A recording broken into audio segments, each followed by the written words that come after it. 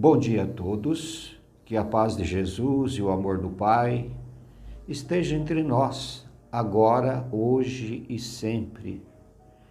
Que mais uma vez sejamos muito gratos por esta oportunidade de estarmos aqui para aprendermos, ouvirmos sobre os mandamentos, as leis de Deus e o Evangelho de Jesus. Muito bom esses momentos em que nós tentamos passar para todos vocês um pouquinho do Evangelho de Jesus.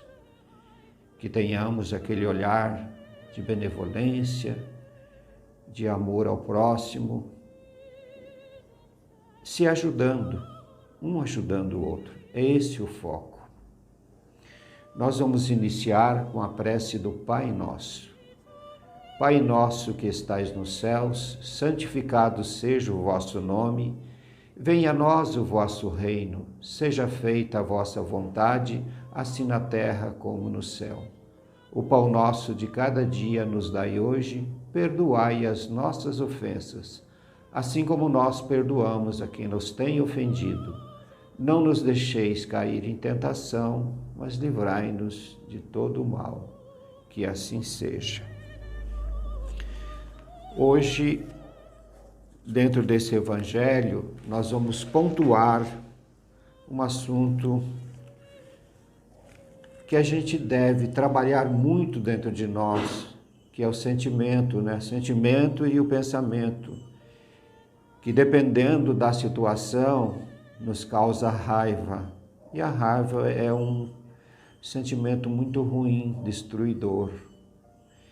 Então nós vamos pontuar um pouquinho sobre isso aqui nesse evangelho. Jesus, na sua assertiva, disse o seguinte: é preciso cuidar dos sentimentos e dos pensamentos. Se os seus olhos forem bons, todo o seu corpo terá luz. Isso está em Mateus, capítulo 6, versículo 23. E nós vamos traduzir o que é o pensamento e o corpo, né? O pensamento está nos nossos olhos. Pensamento, olhos. Sentimentos, corpo. Contextualizando, né? O que os olhos não veem, o coração não sente. E quando sente, o que fazer? Uma pessoa que vê a outra caída na rua, supõe que ela está bêbada. Sente pouco ânimo em ajudá-la. Está lá, passa batido, não é mesmo? O semelhante que faz o mal e agora sofre as consequências, inspira menos dor do que o que padece sem que saibamos por quê. Ainda que nós tenhamos sido prejudicados por alguém, não demos abrigo à raiva, que é um sentimento muito comum, mas capaz de fazer grandes estragos. Por isso, queridos irmãos, não nos enraivecemos. Deixe isso para lá, não é mesmo? Pensemos nos efeitos da raiva. Ela arrasa o bom humor, afasta os amores, olha, provoca doenças, desorienta o espírito. Então, contenhamos, não sentimos raiva.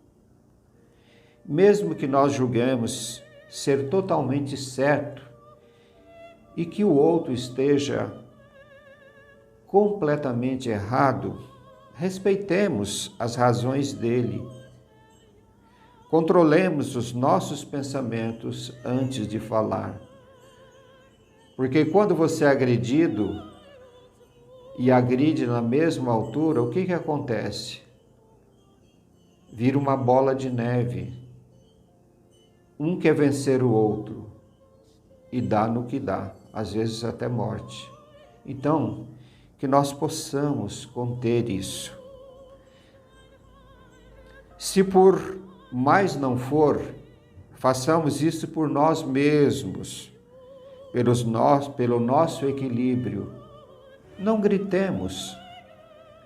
A nossa serenidade cresce quando nós a exercitamos. Então vamos exercer a nossa serenidade. Isso só vai fazer bem para nós. Descontextualizando, nós vamos pontuar um outro assunto que é muito recorrente aqui entre nós. Negar o inegável, necessidade de rever conceitos da ciência. E nós estamos falando aqui do negacionismo, do francês négationnisme. É a escolha de negar a realidade como forma de escapar de uma verdade desconfortável. E nós sabemos, não é mesmo, que desde os tempos imemoriais já existia esse negacionismo, ou seja, ele existe e é do ser humano. Galileu Galilei foi contestado por considerar que a Terra girava em torno do Sol, uma verdade incontestável. No entanto, ele foi condenado e vai por aí afora. A nossa intenção é apenas pontuar o assunto, lembrando aqui que esta casa universalista não se coaduna com nenhuma corrente, principalmente em se tratando de política. A nossa intenção é apenas pontuar e colocar todos à parte. Nós fazemos isso aqui. Tal conceito de negar é da religião? Teoricamente não deveria ser. Ao negar os fatos, estamos duvidando até mesmo de Deus, que aceita também a ciência.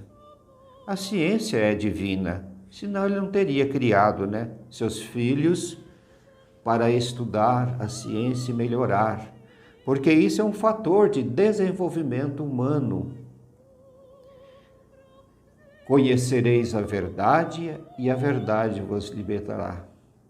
É preciso que nós utilizemos desses conceitos, usar a nossa racionalidade e não sair por aí falando coisas que não deve.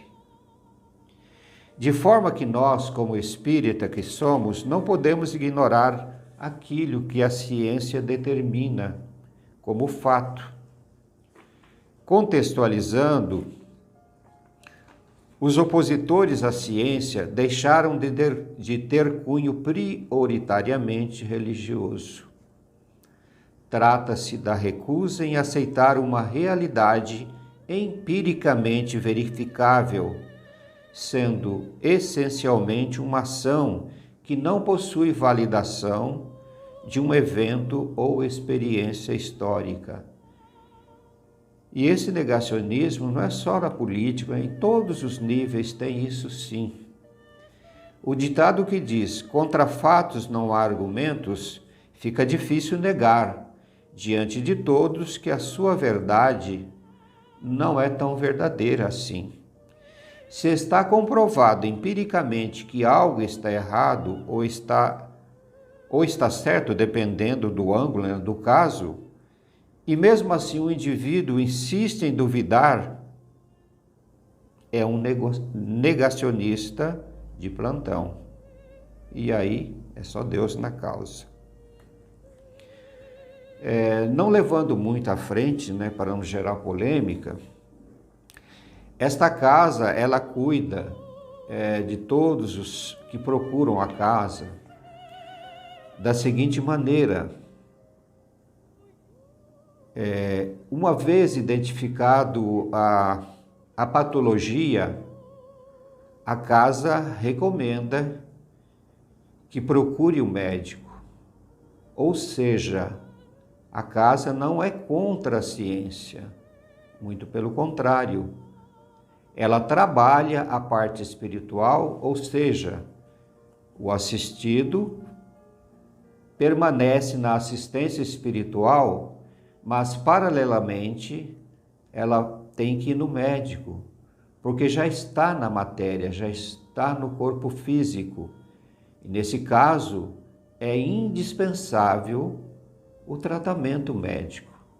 Há necessidade, sim, e trabalhar conjuntamente, porque uma assistência potencialize a outra, certo? Na ciência, o negacionismo é definido como a rejeição de conceitos básicos, incontestáveis e apoiados por consenso científico em favor de ideias tanto radicais quanto controversas. E voltando aqui ao Espiritismo, ele é baseado no tripé ciência, filosofia e religião, portanto, não fica à parte quando o assunto requer consideração e estudos. Kardec foi um homem empiricamente por excelência em seus estudos doutrinários. Ele ia às últimas consequências para unir todos os conceitos estudados, embasados nesse tripé. Não podemos dizer não à ciência, ela existe.